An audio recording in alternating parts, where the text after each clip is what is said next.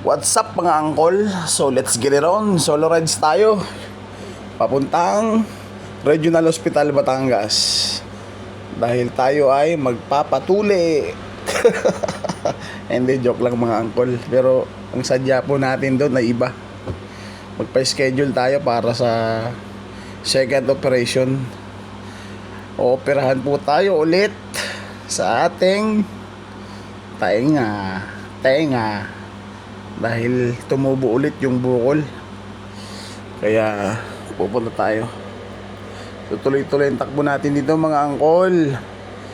Wala pong tigil ang takbo natin dito, kahit nararamdaman ko na medyo matagtag dahil kulang ng hangin yung gulong natin sa unahan. Kaya sige lang, abante, rakrakan paminsan-minsan, bomba dito, chill rides doon. So dahan-dahan lang para safe tayo. So dito mga angkol, tingnan nyo ng maigi. Meron dyan biglang magkakat sa akin na wala man lang ni hi, ni ho, or busina. Kurbada yan mga angkol, titingnan nyo. May biglang, yun oh, si kuya oh, naka RS 125. Shout out sa'yo kuya, sana mag-ingat ka. Huwag tayong balasubas or kurik kong manakbo, magpatakbo ng motor. Makakarating din tayo ng dahan-dahan. Kaya lang putang ina, tumunog yung messenger. Pumangit yung voice over natin mga angkol. Oops, saglit lang, cut muna tayo dito. Wait. So ayun mga angkol, tuloy-tuloy tayo.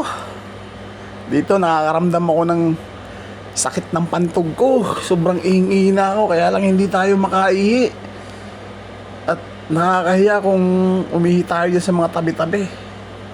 Kaya mas minabuti na lang natin na magtuloy-tuloy hanggang sa makarating.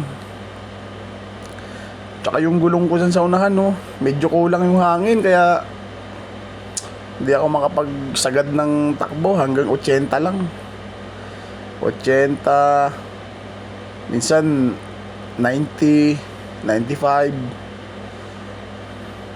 Kasi nga ihingi na tayo. So ayun, tigil tayo sa stoplight na yan dahil nakakaya pag disregard natin yan. So sa mga ganito, pag mga intersection, full stop po tayo, maghintay po tayo ng traffic kung mag-go na.